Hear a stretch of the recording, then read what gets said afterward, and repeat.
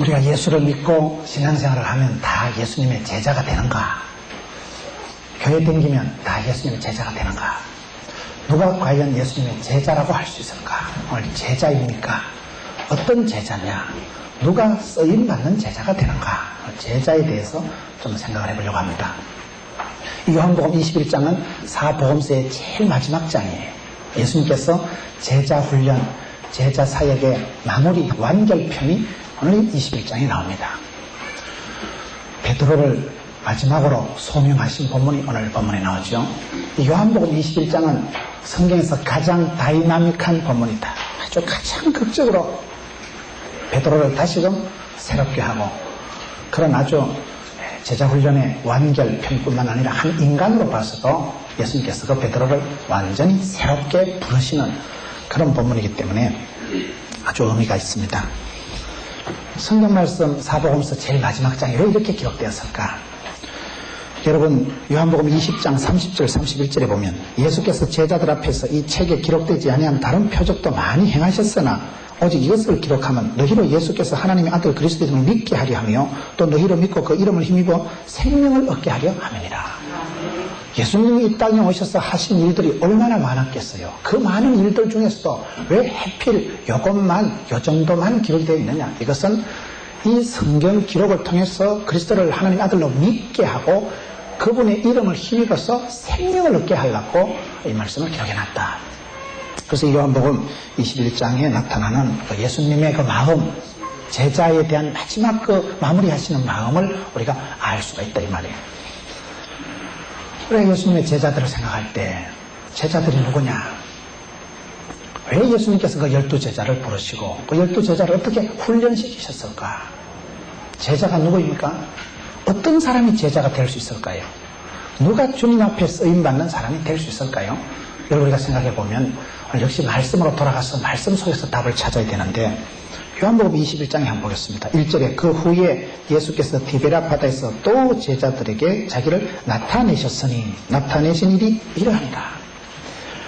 그 후에라는 말은 이 지금 요한복음 21장의 배경이 어떤 때입니까? 예수님께서 어떻게 보면 제자 훈련 실패하신 거예요. 가룟 유다는 예수님 팔아먹고 그 사랑의 표신 뽀뽀를 입맞춤을 가지고 내가 입맞추는 사람 잡아가래. 그런 나쁜 놈이 어디 있어요. 사랑의 표시를 가지고 배반의 사인을 삼은 사람이 가룟 유다입니다. 예수님께서 가룟 유다에게 그렇게 팔려갑니다. 베드로는 예수님을 부인하고 저주하고 도망칩니다. 제자들이 다 떠나버린 거예요.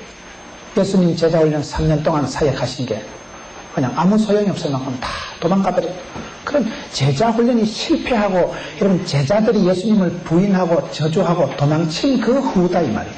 끝장난 그 이후에 다 떠나버린 이후에 제자들이 떠나버리고 난 이후에 그 후에 예수님께서 디베랴 바다에서 또 제자들에게 자기를 나타내셨으니 저는 이 말씀 속에서 어떤 답을 찾느냐. 여러분 어떤 사람이 쓰임받는 제자가 되는지 아세요? 첫째는 누구냐? 예수님께서 자기를 나타내셨다는 거예요. 예수님께서 자기를 나타내신 우리가 신앙생활을 할 때 보면 누가 예수를 잘 믿느냐 어떤 사람이 간증자가 되느냐 하면요 내가 똑똑해서 내가 잘나서 내가 준비 잘해서 쓰임받는 게 아니더라고요. 하나님께서 그 사람의 인생의 한복판에 얼마나 찾아오시느냐 예수님께서 그 사람을 얼마나 주도적으로 소명하고 부르시느냐가 중요하더라고요. 지금 우리가 이 배경을 보면 예수님 제자들은 다 부인하고 도망치고 없습니다. 똑똑해서 잘나서 의리를 지켜서 남아있는 사람이 없어요. 예수님 제자들이 다 말씀을 못 알아듣고 엉뚱하게 부인하고 배반하고 도망을 치고 난 그 후에 예수님께서는 그 제자들에게 다시 한번 자기를 나타내 보여주십니다. 우리가 성경을 사방 쳐다봐도 우리 주님이 왜 위대하신가? 한 시대에 쓰임받는 제자들이 누굽니까? 여러분 바울 사도가 똑똑해서 잘나서 쓰임받았습니까? 아닙니다. 예수님께서 그 다메섹 도상에 바울에게 나타나신 거예요. 이제 실패하고 도망친 제자들에게 나타나신 거예요. 우리 주님께서 천만다행한 것은 저와 여러분이 잘못하고 오해를 하고 믿음이 생기지가 않고 엉뚱하고 뒤숭을 떨 때도 우리 주님께서는 자기를 항상 먼저 자기를 먼저 나타내 주시는 분. 당신을 먼저 보여주시는 분. 말씀으로 찾아오시는 분. 이게 중요합니다. 그래서 간증을 누가 하느냐? 본기 있는 사람, 주님의 나타나심을 본 거 있는 사람, 뽐때가 있는 사람, 그 신앙 체험, 간증거리가 있는 사람이 간증을 하는 거 아니겠어요? 우리 주님은 오늘 우리에게 주도적으로 먼저 나타내시는 그거 위대합니다. 성경에 위대한 사람, 똑똑한 사람, 잘난 사람, 우리 앞에 계신 분, 집사님인지 권사님인지, 우리 집사님이세요? 집사님이 생각하실 때 성경에서 제일 위대한 사람, 대단한 사람, 왕이나 선지자나 제사장이나 사사나 제자 중에 아무나 한 명 한번 얘기해 보세요. 우리 집사님이 생각하실 때 누가 제일 위대하다고 생각해요? 성경에 제일 쓰임받은 사람이 누굴까요? 아무나 한 명 얘기해 보세요. 요한 좋죠. 오늘 요한에 대한 말씀을 드릴 건데, 제가 이 집사님 이름 몰라요. 집사님하고 지금 짜고 하는 게 아닙니다. 요한이 대단하다고 생각하셨는데, 요한이 대단하다고 생각하는 집사님이 대단하십니다. 요한이 대단하다고 생각하는 사람 잘 없어요, 보면요. 뭐 주로 얘기하면 다윗을 얘기하거나 바울을 얘기하거나 뭐 솔로몬을 얘기하거나 아브라함을 얘기할 텐데, 많은 제자 중에 신약의 노타리에 있는 또 요한을 얘기하실 게 뭔가? 요한이 왜 대단한가? 대단하지요. 간단하게 말씀을 드리면, 우리 집사님이 지금 요한이 제일 쓰임받고 위대했다고 얘기하는데 맞아요. 왜 그럴까요? 요한은 원래 별명이 우레의 아들이었어. 우레의 아들. 우레, 천둥 번개의 아들. 성질이 개떡 같았기 때문에, 성질이 기차 화통 까먹어서 사라지면 막 시끄러워, 이 사람은. 우레의 아들, 천둥 치듯이 이 사람 나타났다면 시끄러운 거예요. 자, 저 번개, 우레, 천둥 까먹어놔, 이거죠. 시끄러운 사람. 이 우리의 아들 주제에 야가 왜 변화가 됩니까? 예수님의 사랑을 받았거든. 예수님 사랑받는 그 제자가 또 요한입니다. 사랑받고 나니까 이 천둥, 번개, 우레 까먹은 아가 변화가 돼가지고 사랑받는 제자가 되잖아요. 그래가지고 간단하게 얘기하면 달라진 게 뭡니까? 예수님 십자가 지실 때 모친을 부탁한 사람이 요한입니다. 예수님 십자가 지고 이제 마지막 가시는데 모친 마리아를 아무나에게 맡기겠어요? 얼마나 신뢰가 됐으면 요한에게 맡겼겠어요? 신약 성경을 5권이나 기록한 사람이 요한입니다. 요한복음, 요한 1서, 2서, 3서, 요한계시록. 천국의 비밀을 마지막으로 예고편으로 시리즈로 주님께서 보여준 사람이 요한이요. 묵시록을 기록하는 사람이 요한이요. 얼마나 멋있어요? 집사님이 대단하시다면 이 깊은 것을 어찌 깨닫고 훌륭하십니다. 대단하십니다. 어떤 사람은 대단하다는 건 대가리가 단단하다는 거예요. 훌륭하셔. 그 옆에 계신 분, 집사님이세요? 권사님이세요? 자리를 잘 잡아야 돼, 항상. 옆에 계신 분, 권사님이세요? 그럴 땐 그냥 아멘 하는 거죠. 다음에 그냥 선불 권사 될 거라고 생각하고. 우리 교회는 가불 집사가 있어요. 이제 학습받은 주제에 자기 집사라는 거예요. 뭔 집사요? 이제 학습받았으니까. 나는 가불 집사요. 앞으로 집사 될 거라고 믿고 지금 막 집사 노릇한다는 거예요. 열심히라. 교회 와서 전화 받고 얼마나 봉사를 열심히 하는지 몰라요. 딸들이 미스 코리아 뺨쳐 얼마나 잘생기고 얼마나 신실한지. 우리 선불 권사님. 권사님이 생각할 때 이거는 구약 성경에 우리 옆에 있는 집사님이 신약에 했으니까 구약에서 제일 위대한 사람 아무나 한 명 얘기해 보실래요? 솔로몬이 뭐가 또 위대하다고 또 솔로몬이 구약에서 제일 위대하다고 해요. 솔로몬이 위대하지 뭐. 부귀영화를 최고로 누린 사람입니다. 그런데 제가 지금 말씀드리고 하는 논리가 뭔가 하면 솔로몬이 위대한 게 아니에요. 성경을 보면요, 솔로몬이 부귀영화를 최고로 누린 사람이지만은 솔로몬보다 중요한 게 솔로몬의 아버지 다윗이 중요해요. 성경을 자세히 보면요, 다윗이 솔로몬을 놓고 역대상 22장에 하나님요 우리 아는 쫓겨났고 야가 지어야 될 성전은 크고 장려한데 우리 아한테 총기를 지혜를 주시옵소서, 강하고 담대한 마음을 주시옵소서. 그걸 역대상 22장에 애비 다윗이 기도를 하더라고요. 아들에게 지혜를 주세요. 야가 앞으로 할 일이 구말리 같은데 지어야 될 비전 하우스가 있다만한데 하나님요 꿈도 주시고 돈도 주시고 건강도 주시고 특별히 IQ를 좀 총기 있게 하셔가지고 지혜를 달라고 아버지가 기도했고 마음을 강하고 담대하게 어떤 시험 더러운 꼴을 당해도 할렐루야 감당할 수 있는 담력을 달라고 기도하시더라고. 저는 그걸 보고 아하, 솔로몬이 위대한 게 아니고 아버지 다윗이 훌륭한 거요. 나중에 성경 보세요. 역사의 곡선을 보면 이렇게 있다고 보면 이 상승 이스라엘의 국군이 팽창하고 상승할 때가 언젠가는 다윗 때입니다. 천하를 통일하고 혼란한 사사시대를 끝장내고 그런 이스라엘을 천하를 통일한 사람은 다윗 왕입니다. 다윗 왕. 이 시대를 살아간 사람이 다윗입니다. 이스라엘의 아주 나라가 상승 가도를 달리고 나라가 멋있어서 다윗의 자손 예수 그리스도의 세계라. 사람들이 유태인들이 다윗을 그리워하는 것은 다윗 임금님 같은 빵실한 태조왕건이 나타나면 그냥 혼란한 시대를 끝장내고 천하를 통일한다 이거있죠. 다윗. 솔로몬은 이때를 산 사람. 솔로몬은 이때를 살았어요. 그러니까 이 부분에 부귀영화를 최고로 누렸다는 이것 때문에 우리가 솔로몬을 대단히 보는데 사실은 솔로몬 때는 나라가 기울어지는 거예요. 왜 그렇습니까? 솔로몬 때 예를 들면 우상을 많이 섬겼어요. 본격적으로 솔로몬 때 이스라엘의 곳곳에 산당이 많은데 왜 그러냐? 솔로몬은 부인이 많았어요. 여자가 1000명이다 1000명. 부인이 1000명이면 하루 저녁에 한 명하고만 밥을 먹어도 한 700번째 가면 네가 누구더라? 네가 언제 밥 먹은 것이나요? 이래 된다 이 말이에요 이게. 교인도 한 1000명 되면 헷갈립니다. 1000명이 되니까 여자들의 스타일은 뭡니까? 잘 꼽을 쳐. 여자들은 행동에 열어보면 없는 게 없어.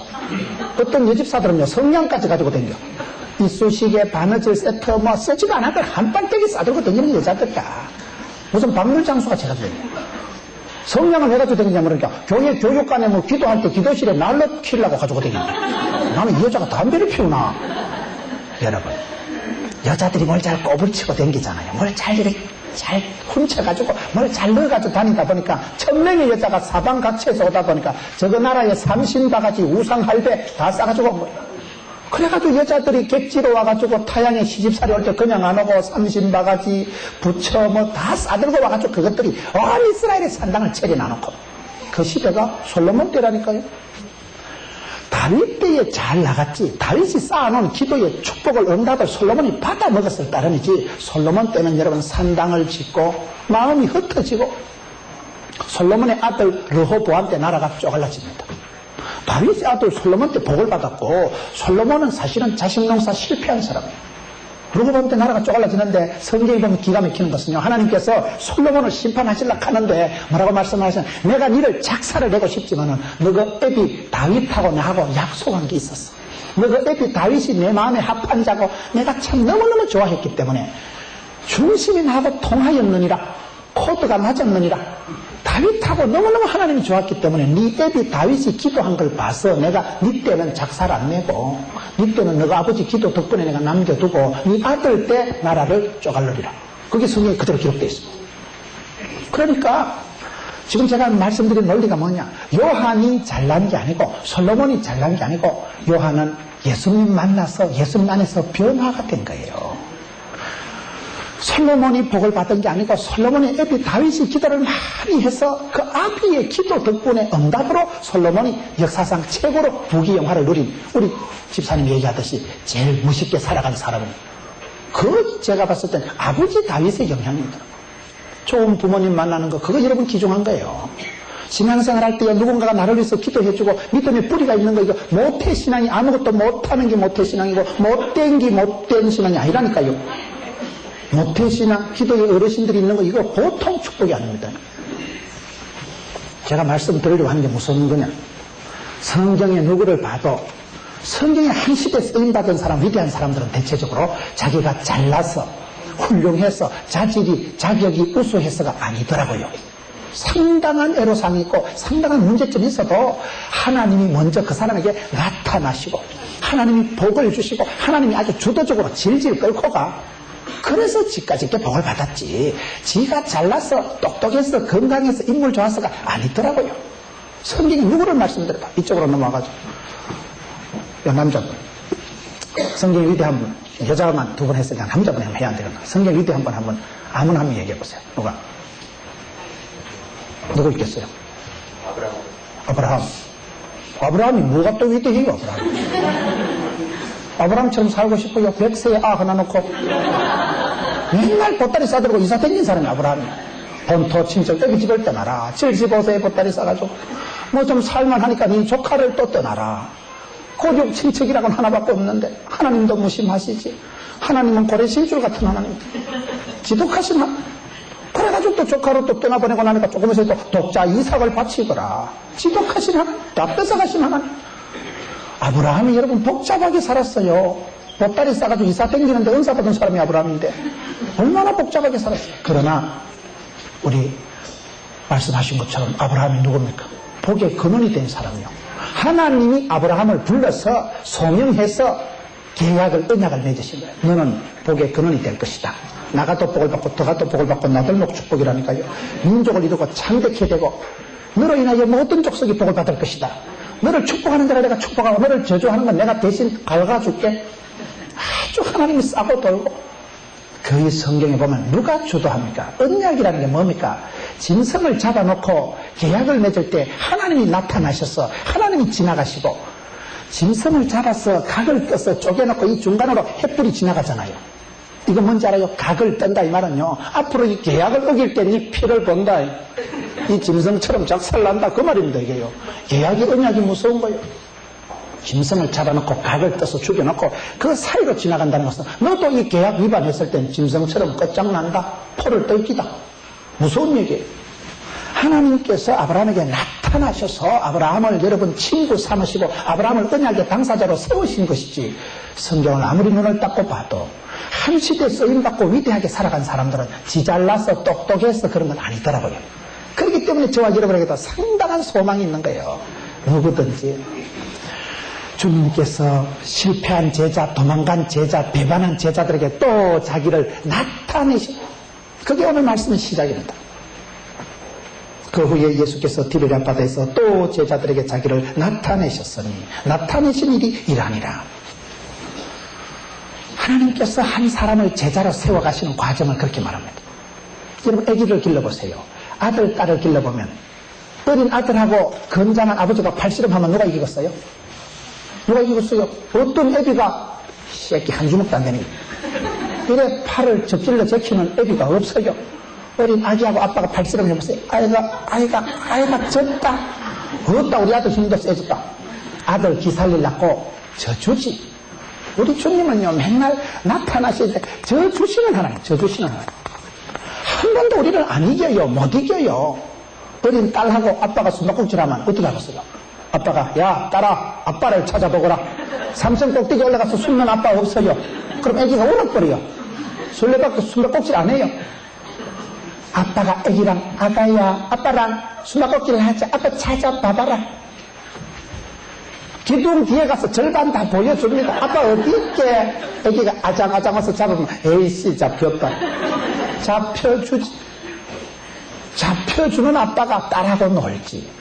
그 자상한 아빠는 딸하고 놀 때 기 안 죽이려고 딸 기분 좋게 하려고 맨날 잡혀준다니까. 성경을 보면 하나님께서 늘 져주시더라고요. 늘 져주시고 탕자의 아버지처럼 천번만번 쏘가주시는 거, 쏘가주는 거. 야 이 자식아 어디까지 갔어 썼었어? 돈 얼마 남았었었어? 내가 가지 마라 안 가더나? 그래 안 하신다니까요. 그래 하시면 또 가출할까 싶어서 잠금도 안 물어봐. 그냥 용서해주고 그냥 덮어주고. 제자가 누가 제자가 됩니까? 하나님께서 많이 용서해 주시고 많이 져주시고 많이 쏘아주시고 그때마다 그냥 자기를 또 나타내 주시는 그 주님을 본 것이 있는 사람이 뽕대가 있는 사람. 우리가 신앙생활 해보면 그렇더라고요. 내가 잔머리 굴릴 때도 쏘아주시고 내가 뺏나가고 엇나갈 때도 기다려주시고. 그래서 제자들이 제자가 되어간 것이지 베드로가 지금 잘나서 제자 된 게 아니라니까. 지금요 먼저 주도적으로 실패하고 떠나고 난 뒤에 그 후에 예수님께서 디베랴 바다에서 또 제자들에게 자기를 나타내셨다. 우리가 신앙생활 해보면 우리 주님께서는 그렇습니다. 알파와 오메가 되신 주님께서는 제자 훈련 마무리를 어떻게 합니까? 당신이 주도하시는 겁니다. 당신이 나타나셔서 제자들을 만들어가는 겁니다. 오늘 우리가 신앙생활 할 때 내가 어떤 주님을 만나느냐? 우리 주님은 살아계신 주님, 어제나 오늘이나 동일하시고 회전하는 그림자도 없으시고 만유에 충만하신 주님이시지만은 내 삶의 현장에 늘 나타나시는 분이에요. 당신은 어떻게 내게 보여주시느냐? 현장 나타나서 체험한 사람은 다릅니다. 그래서 주님께서는 베드로에게 또 나타나시고 다메섹 도상에서 바울에게 나타나셨지. 바울이 무슨 성경적으로 수능고사 쳐서 사법고시 패스한 사람 아닙니다. 주님이 나타나셔서 변화시켜서 제자로 만들어 가시는 거예요. 우리 주님은 주도적으로 나타나시는 분인데, 그 나타날 때 그때 내가 그걸 어떻게 발견하느냐, 살아계신 주님을 만나느냐, 나의 주님을 만났느냐, 이것이 중요하다. 두 번째, 어떤 사람이 제자가 되느냐.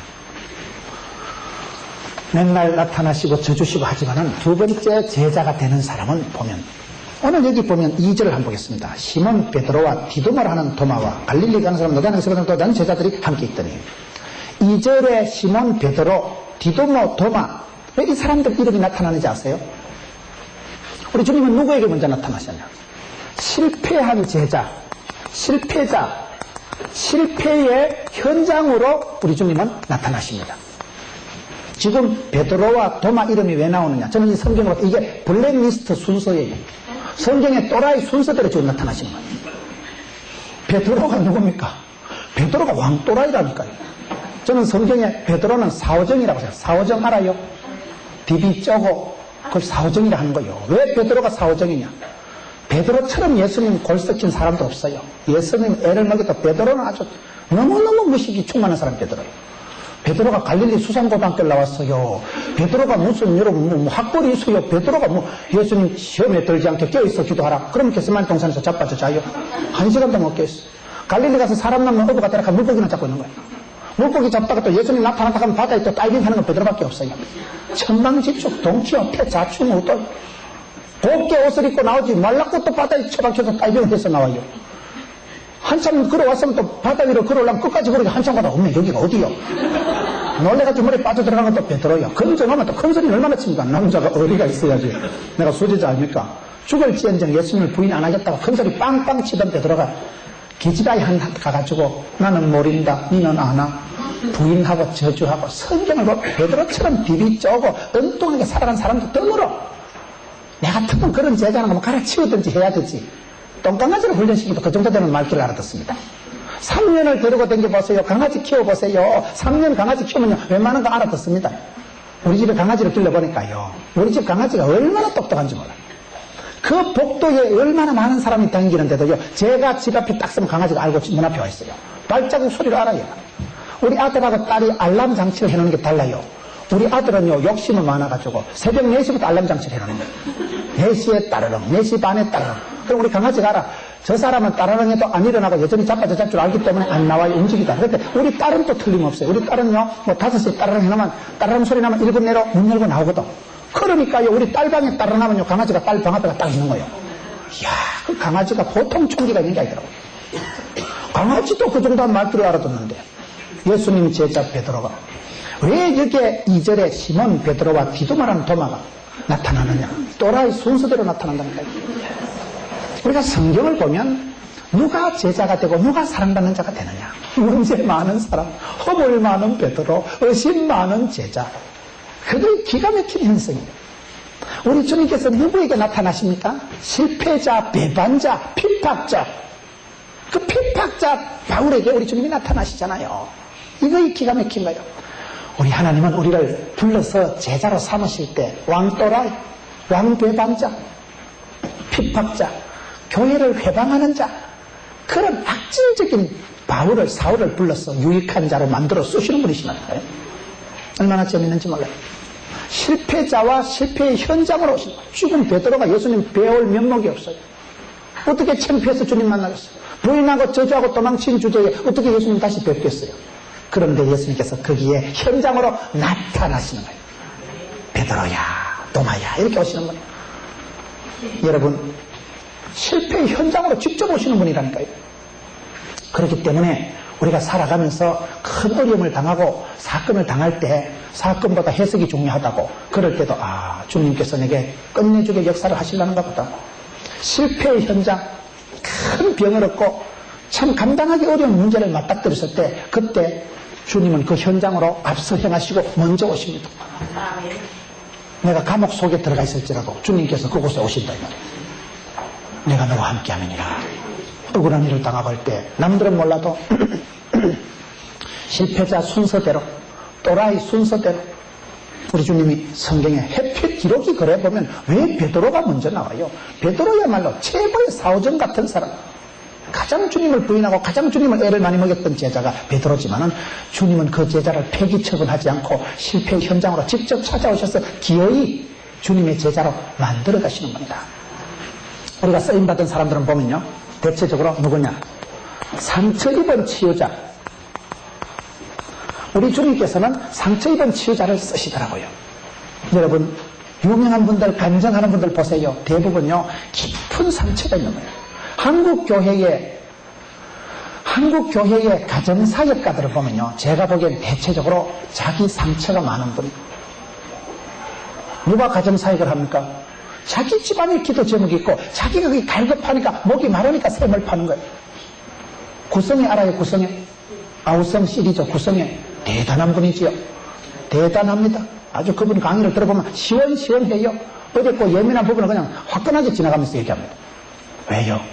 그 구성애 씨가 잘 하는 말이 상처는 부자다. 상처가 오래가면 그게 한이 됩니다. 상처가 그 사람을 우울하게 만들고 열등하게 만들고, 상처를 많이 받은 사람은 힘듭니다. 상처를 많이 받은 사람하고 가까이 해보세요. 참 상대하기 어렵습니다. 과거의 어린 시절의 성장 과정에 상처가 많은 사람은요, 이 상처가 덜 나기 때문에, 상처를 건드리면 아야 아파하기 때문에 뭔 얘기를 해도 자꾸 비껴 깝쳐. 사람이 무슨 얘기에 상처가 들지도 모르고 상처를 받아왔기 때문에 굉장히 공격적이 되고 굉장히 삐딱하고 뭔 얘기를 해도 사실적으로 받아들이고 오해를 하고 곡해를 하는 사람이 상처받은 사람입니다. 이런 친구를 사이도 상처가 많은 사람은요, 참 상대하기가 어렵습니다. 정상적인 커뮤니케이션이 잘 안 돼요. 너무 상처가 많으니까 곡해, 오해, 산해를 하는 거예요. 이러는 거 보니까 나를 무시한다. 내가 돈이 없다고. 나는 무시한 적 없는데 자기는 무시받은 거예요. 그건 상처가 많은 사람이에요. 그런데 세상 사람은 상처가 열등이 되고 한이 되지만은 구성의 논리를 들어보면 상처가 많은 사람은 부자라는 거예요. 왜요? 그 상처를 주님 앞에 드러내고 치유받고 회복되고 실패의 상처받은 현장에 우리 주님이 나타나셔서 그걸 고쳐주시거든. 그래서 지금 베드로를 마지막으로 제자로 지금 성격시킨다 이 말이에요. 예수를 믿으면 주님은 썬물을 변해서 단물을 만드시잖아요. 쓸데없는 이런 흐드렛 물을조차도 예수님 손을 한번 만져지면 극상품의 포도주가 되는데, 주님 한번 만져주시면 변화가 일어나기 때문에 예수 믿고 예수를 만나고 치유되고 회복된 사람들이 유명한 강사더라고요. 구성애 씨는 목사님 딸이에요. 구성애 씨는 여러분 성폭행을 당한 사람이에요. 6달 동안 하혈을 한 사람이에요. 여자가 6달 동안 하혈을 하면 그 부인과 상으로 좀 복잡해요. 기분 좋겠어요? 그랬던 사람이, 그가 여러분 부산에 가면 일심병원이라고 있어요. 그 일심병원의 간호조산사 출신입니다.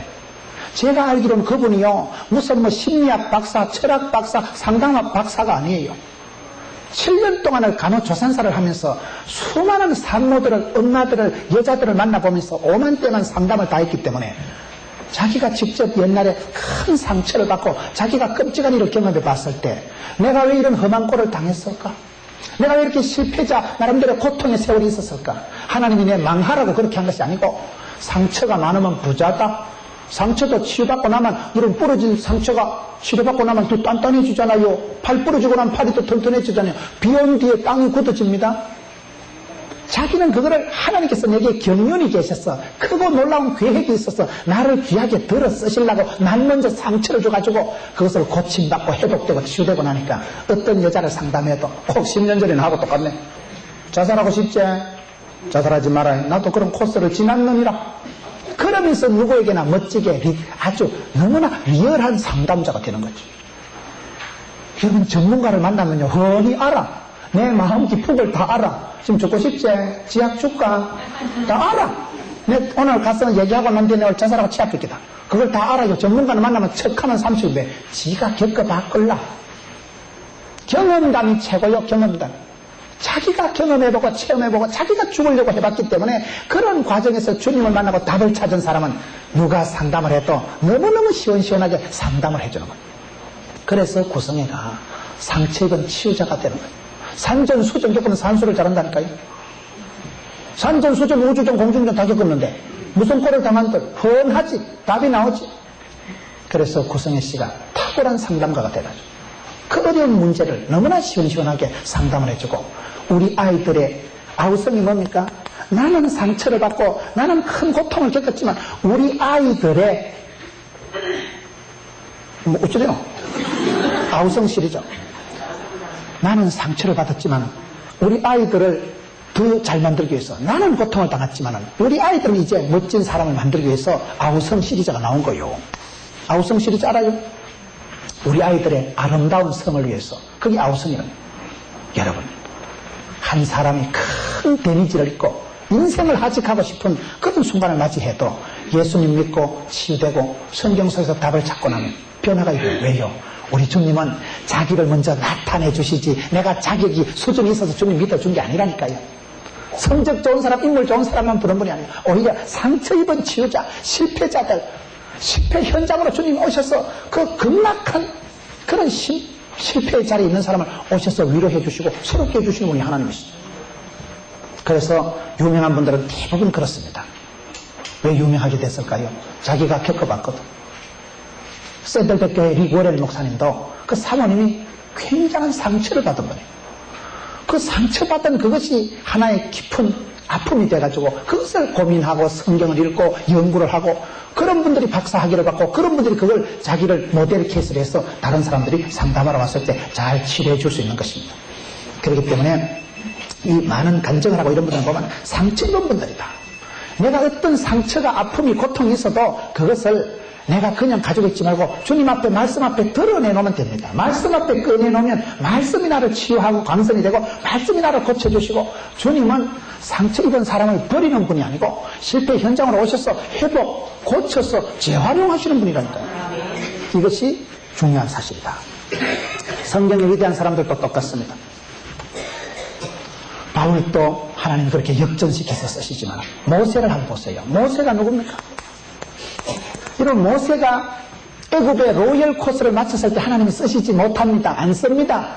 40년 부록의 나이가 되어서 모세가 자기 민족을 위해서 너인가를 하려고 할 때 뭐 합니까? 살인밖에 못합니다. 사람 때리잡습니다. 그런 혈기를 가지고 그런 자기 자만심을 가지고 쓰임받지 못해요. 자만심 가지고 내가 애굽의 로열 코스를 마스터했다 이거. 내 나이 40에 이제 부록의 나이다. 부록의 나이를 지나도 부록이 안 됩니다. 사람밖에 못 때려주겠다니까요. 그래서 하나님은 모세를 철저히 꺾으셔서 인생 부도를 내가지고 미디안 광야로 도망을 쳐가지고 친구도 가족도 그 좋은 안락한 애굽의 황실의 모든 시설을 다 포기하게 만들고 철저히 후퇴를 시킵니다. 철저히 뒷바꾸시킵니다. 완전히 후퇴시키고 뒷바꾸시켜가지고 모세가 미디안 광야에서 40년을 푹 썩고 난 뒤에 하나님은 큰배 80이 되고 난 뒤에 그때 나긋나긋할 때 80대신 영감님이 뭔 혈기가 있겠어요. 80대신 영감님이 무슨 뭐 욱하는 성질이 나오겠어요. 그때 하나님이 들어쓰십니다. 내가 설치고 내가 이러고 혼자 하겠다고 하면요 일부러 쓴맛을 보여주시는 거예요. 하나님께서는 당신의 종들을 광야 신학교를 통과시키는 거예요. 광야를 지나게 하면서 빈들에서 세례관을 만드시고 빈들에서 주의 종들을 트레이닝 시키시더라고요. 일부러라도 상처를 주어 일부러라도 절대 고독하게 만들어 그런 과정을 코스를 거치고 난 뒤에 쓰임받는다. 저는 이 말씀을 보면서 예수님께서 실패한 제자 베드로, 의심 많은 제자 도마, 아주 실패자 허물 많은 순서대로 찾아오시는구나. 얼마나 우리가 가능성이 있어요. 나도 서열이 몇째 될 것 같아.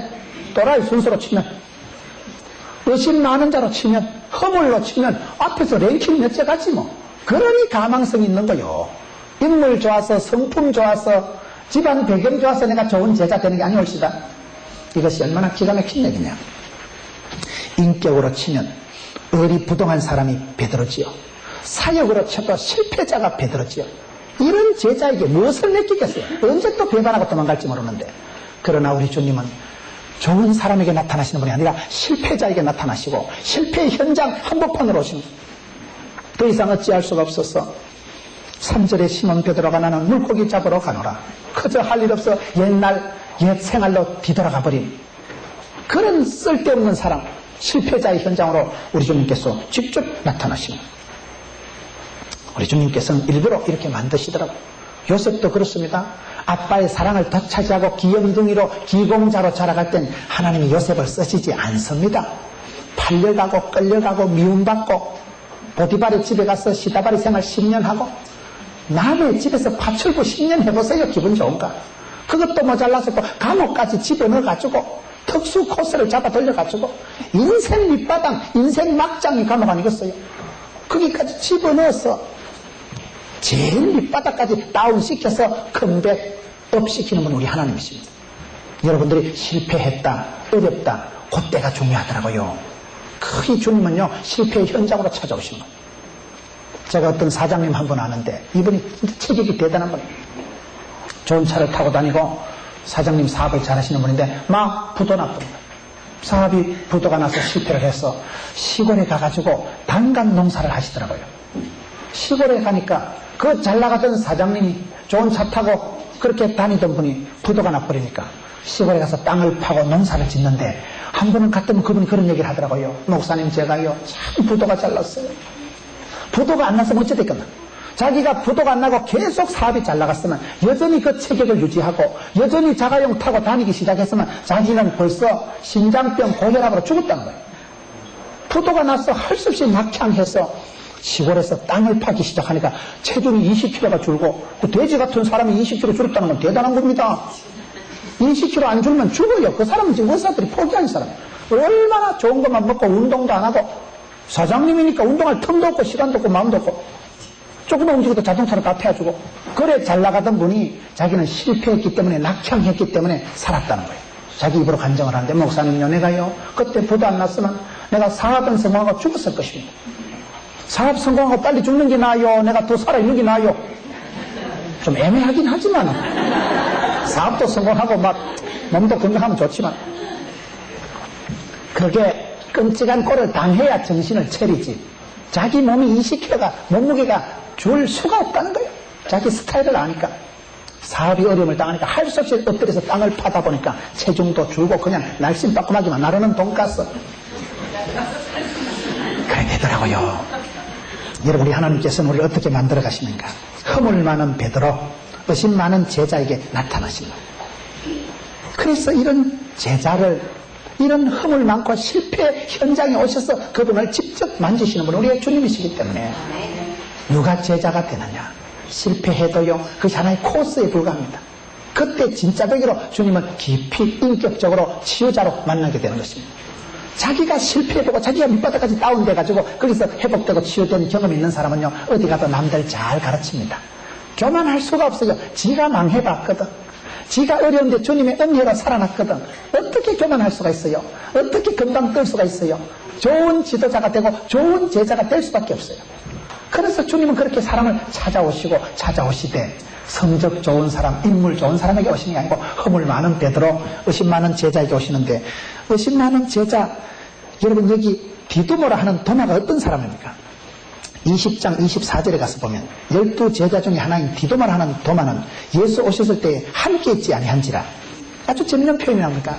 제자는 누구입니까? 제자는 주님과 함께하는 사람, 함께하는 사람. 왜 도마가 의심 많은 사람이 되는가? 12제자 중에 하나인 디두모라 하는 도마는 예수 오셨을 때 함께 있지 아니한지라. 함께하는 이게 중요합니다.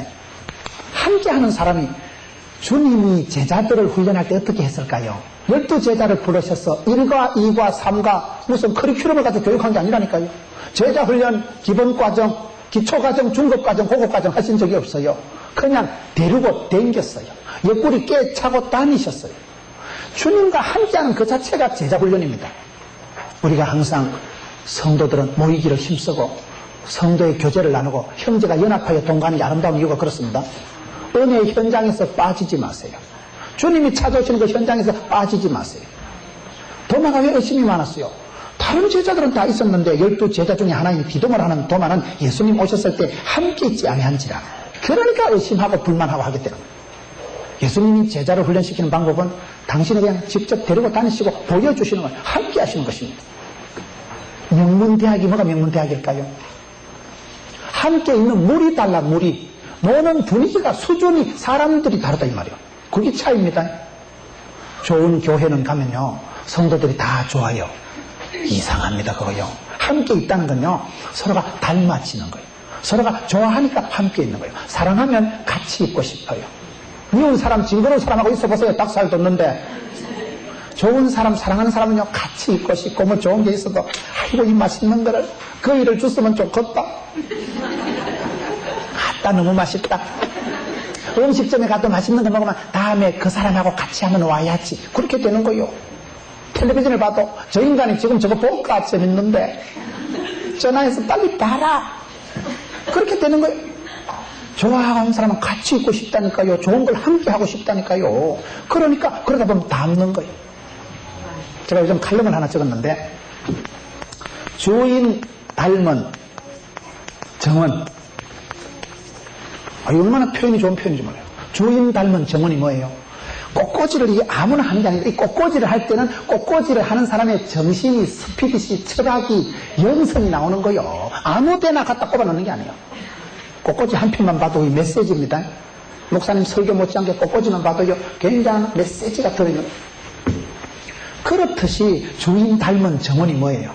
내가 어떤 분하고 함께 하면 그분이 어떤 영성을 가지고, 저 나무를 봐도 여러분, 나무가 독특하잖아요. 희한해, 나무가 보니까. 아담하면서도 뭐가 또 중간에 툭 튀어올라왔죠. 근데 목사님이 저 나무를 싫어하면요, 드러내라 합니다. 담임 목사님이 뭔 저런 나무가, 김 집사요, 저거 드러내서. 그러면 저 나무는 여기 못 있어. 목사님이 저 나무를 이쁘다고 생각하니까 저기 남아있는 거예요. 무슨 여러분 인테리어를 뭐를 보고 정원을 보면요, 주인의 정성, 주인의 마음이 결국 주인 닮은 정원이라니까요. 교인들은 목사님 닮아요, 보면요. 참 그게 신기해요. 구역원들은 구역장님 닮습니다. 구역장님이 열심히 특신이고 구역장님이 새벽기도 잘하면 구역원들도 새벽기도 당연히 가야 되는 줄 알아. 새벽기도 안 갔던 사람 지금 못 봤거든. 그러니까 카풀을 해가지고라도 새벽기도 나오는 거예요. 구역장님이 음식점 좋은데 잘 알고, 카페 분위기 있는데 알고, 오늘 어디 갈래? 거기 가면 수제비 맛있다 하더라고요. 그런 구역 식구들은 맨날 싸돌아다니면서 연살 받아가지고 어디 밥 먹으러 따지고 커피 맛있는데 분위기 좋을 때 찾아다닌다고. 구역장님 성향을 따라가더라고요. 구역장님, 속장님, 순장님 따라서 영성이 변하더라고요. 저희 교회 수장로님이 기도를 독특하게 하셔요. 그 수장로님 기도가 아주 그냥 독특한데, 다른 장로님들, 젊은 분들, 안수 집사님들 기도하는 거 보면 똑같아. 그분이 잘하시고 또 수장로님이시니까 그분을 다 닮아가더라고요. 여러분, 함께 하는 것이 그렇게 중요해요. 함께 하면 입맛도 같아지고 취향도 같아지고 성향이, 정신이 같아지기 때문에 예수님께서 제자 훈련할 때는 누가 제자가 됩니까? 함께 하는 사람, 함께 하는 사람.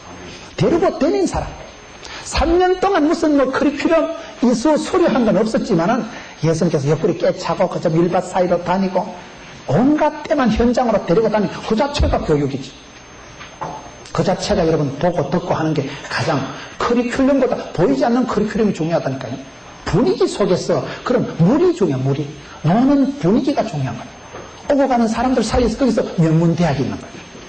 생각이 다르고 수준이 다르고 판단력이 다르고 노는 물이 다르니까 사람들이 다른 사람이 되어지는 겁니다.